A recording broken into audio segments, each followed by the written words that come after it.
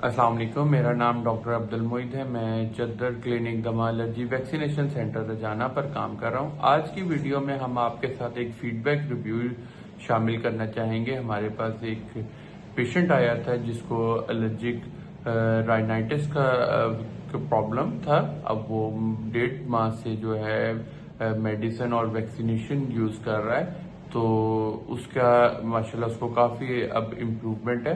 तो ये उसका रिव्यू शामिल किया है। अस्सलाम वालेकुम जी। वालेकुम सलाम। भाई जान की हाल चाल है? ठीक अल्लाह ठाक? पाक का शुक्र है। अच्छा भाई, ਤੁਸੀਂ ਕਿੰਨੀ ਦੇਰ ਹੋ ਚੱਲੀ ਮੈਡੀਸਿਨ ਖਾਂਦੇ ਆ ਇਸ ਚੀਜ਼ ਨੂੰ? तकरीबन मैनू 1.5 साल हो गया। आसे पासे में बहुत मेडिसिन खाधी है तो शिफा कितों नहीं मिली।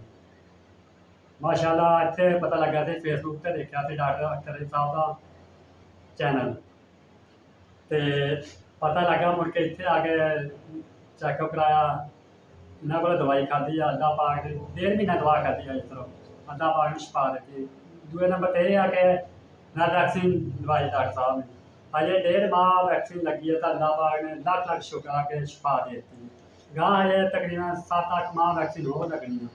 इंशाल्लाह तो रिजल्ट बेहतर तो बेहतर आएगा। अल्लाह पाक का लख शुक्र है कि 1 ना 2 दिन बाद नजर हो जाता सका। एलर्जी मैंने हैगी घट्टे तो डस्ट एलर्जी है, तो एक दिन छड़ के दूसरे दिन छिक्का बहुत ज़्यादा हो जाती। तो अल्लाह पाक का शुक्र है, डॉक्टर अख्तर अली साहब को मेडिसिन खाधी है, वैक्सीन शुरू कराई है, तो अल्लाह ने आराम देता, शिफा देती।